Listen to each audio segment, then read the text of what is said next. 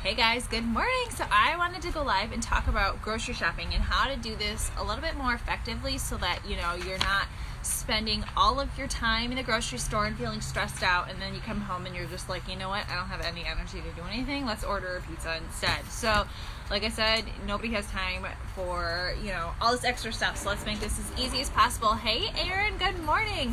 So how do we stick to, how does our family stick on budget, avoid impulse buying, and only buying what we need? So first, the biggest thing to do is first select your recipes. What are you going to be eating next week? What are you going to eat for lunches? Gabby's over on the road just waving to everybody driving by with Maya. It's funny. So first, select your recipes. What are you going to eat? What are you going to eat for breakfast? What are you going to eat for lunch, dinner? What are you going to eat for snacks? So you guys say hi? I'm sorry, you want to say hi? Okay. Say hi. Hi. No? Okay. Sorry, she was going to keep watching until I let her do that. So she's obsessed with seeing herself. So write out your list of what you're going to be making. What are the ingredients on those lists? So one thing that I do to keep it easier, because we're a little bit larger family. Ooh, that didn't look good. She just wiped out. Whatever we're gonna eat for lunch and stuff, we'll just Vince and I, the things that we're gonna eat, and now Emily's doing this too because she doesn't want to have to think about it. It's really funny. Whatever we eat for Monday, we're gonna eat for the next 5 to 6 days, and then we just rotate it and switch it up and make sure that we pick something different for the following week. And I know a lot of people, and myself included, I was like, oh my gosh, I don't want to be so confined to this one little thing. And honestly, once you do it that first week, you find that, oh my gosh, it didn't bother me that I was eating the same thing all week, because it was nice not to have to think about it. You just grab and go. And it just gave you so much more freedom mentally during your day that it was a lot nicer. So write out your list. Avoid going, and of course the mail lady just showed up. Avoid going at busy times. Avoid shopping while hungry. This is a really big thing too. Even better, if you can shop online, that is the best thing to do.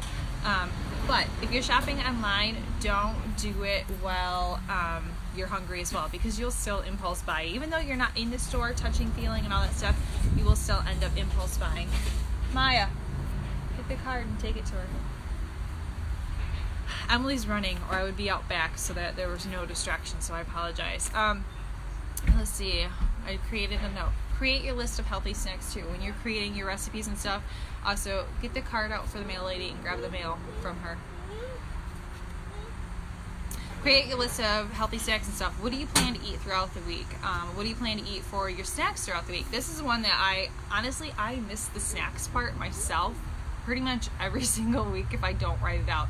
So if something is not on my list, it's just not going to happen. So make sure that you're writing it down, because no matter how awesome you think you are at planning, you will fail on that part. And it happens to me every single week if I don't.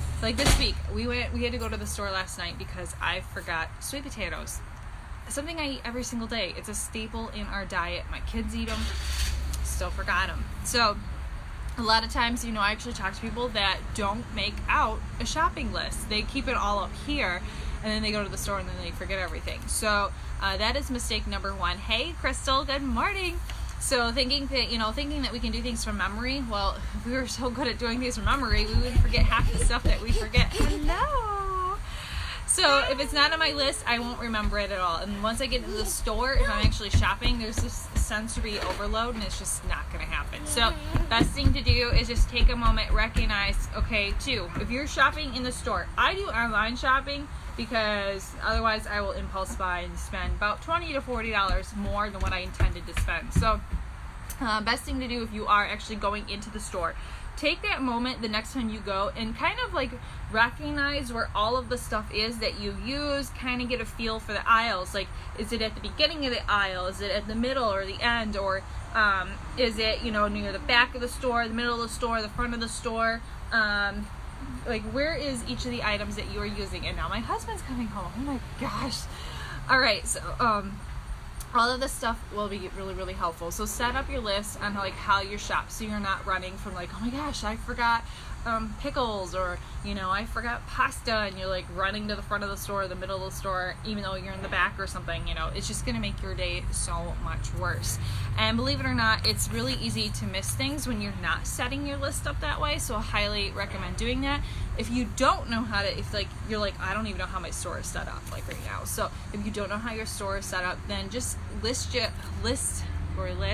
make it all into the categories of, make it a category list. Like, okay, all my produce is going to be here, all my frozen stuff is going to be here, my meats, dairy, blah, blah, blah, condiments, pasta, that kind of thing. Just put them into little blocks and chunks. Stores spend a lot of money to have people come in and design their store so that it stimulates you to buy those things. Okay, I'm actually doing it live.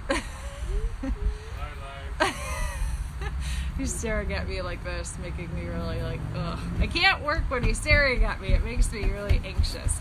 So like I said, stores spend a lot of money to figure out how to stimulate you to make you spend more. Like, that's these people's job, is to come in and figure out how to get you to open that pocketbook up and spend the money that you don't have.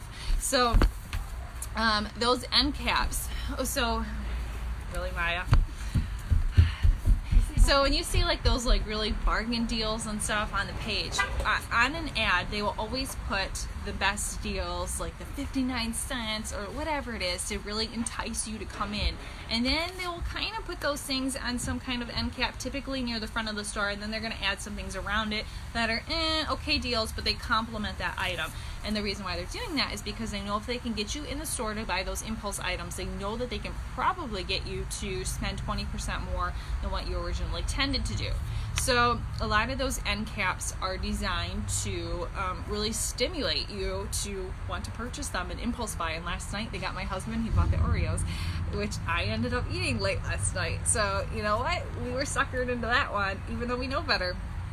And sometimes too, you will look at those end caps towards like the middle of the store, and you'll find that best stuff is not on sale, but they know that they can possibly trick you into thinking that it is a deal, so they put it there too. Also, where are the items that you use on the shelves? Are they at the bottom of the shelf? Are they at the middle of the shelf? Or are they at the top of the shelf? Anything. So all those things that you see that are at eye level in the stores and stuff, those companies paid premium money to get their stuff in your eye level to spend even more. So what I suggest doing, looking up and looking really down, like on the bottom of the shelf, you will find the same item but a lot less money. And this quality is typically really good too. So you're paying more for the name if you're able to like see it at face, like eye level. So really kind of get used to that.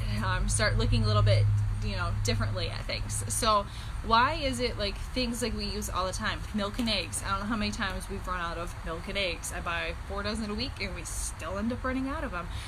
Why do they put them in the back of the store? Simple, because like I said, they have people that come in and they're designing the store to get you to spend as much money as possible. How can they entice you? So they know if you have to go to the very back of the store, they have all of these end caps and all of these fun little displays that are just like sensory overload of buy me. And so they know that they can get you to walk out with possibly a little bit more than milk and eggs. So start with the perimeter. You walk into the store. Okay, I need to go grocery shopping. What do I do? Start with the perimeter. Focus on, like your produce, your meats, your frozen veggies, or your frozen foods, and then head over to dairy. But you might need some staples too, and the staples are going to be in the guts of the store, which is those aisles. That's where the temptation really hits in. So you might need things like pasta, beans. These are really great staples to have on hand. Also, in the freezer section, there's also some really good things too. If you can't afford like fresh fruit or fresh veggies because it's a little bit expensive, it's not in season, you really want it, frozen is the next best thing you can do. I honestly do not ever use canned food. I don't ever use canned veggies or any of that stuff. The only time my family likes canned veggies, for some reason at Thanksgiving, they like canned green beans, which is like probably the worst thing to give them. But they request that, so I end up buying it for that. That's the only time they have the canned stuff. So freezer section we already talked about. So I hope these little, hints and tips help, where to look in the store and stuff, learning how to set your list up. Are you taking her inside? Thank you. Learning how to set your list up. If you can set it up the first time, set it up by category, and then as you're in there setting it up by category, learn how your store is set up. If it's a store that you shop at all the time, learn where everything's at. And you're gonna find too, our grocery store, after 3 years, I swear to God, every 3 to 5 years, they switch everything up because they wanna, they know that people like me are getting used to where everything's at, so they want to switch things up and kind of trick people into like not knowing where things are. So now they're in the store longer, and they have more temptation to buy stuff that's not on their list. So if you want to add something that's not on your list, learning how to read the nutrition label is actually something that I'm going to talk about more in the coming weeks, just because this is a lot more in depth. Things like, what does the ingredients list look like? What is the first ingredients on the list? How many of those ingredients are sugar-based things? What is the nutritional value of the ingredients? How do you know if the nutritional value is good or not so good and you need to avoid it? What is the product serving size and how many calories are actually in it per serving? Because if you look at something, okay, so, like those little fun sized bag of chips that we buy our kids and we eat ourselves, or at least I sneak them when my kids aren't looking, it's like 160 calories. Well, that's what they say, what they feel that people are actually eating per meal. That's not actually how many calories are in it, because if you are eating a 1,800 calorie diet, then guess what? You're not eating 160 calories of those chips. If you're eating a 2,300 calorie diet, you're not eating 160 calories of those chips. It changes. So how do you change it? How do you actually know what you're eating? This is why I don't calorie count, because you have to know how to do all of that stuff. And if you want to know, let me know, because I will teach you how to do that. But also, like, how do you find out, how do you know what is the right grams of total fat, saturated fat, fiber, and added sugar? Like, how do you know what's good and what's not good and stuff? So I will actually teach you how to do all of that stuff so that you have no more surprises, and you're educated and you're empowered to make the best choices for you, so you're not like, I don't know why I'm not getting results, and you can look back in your cabinets and be like, oh yeah, that's good, that's not good, get rid of it. But alright guys, I hope this helps. Let me know. Any questions, post below.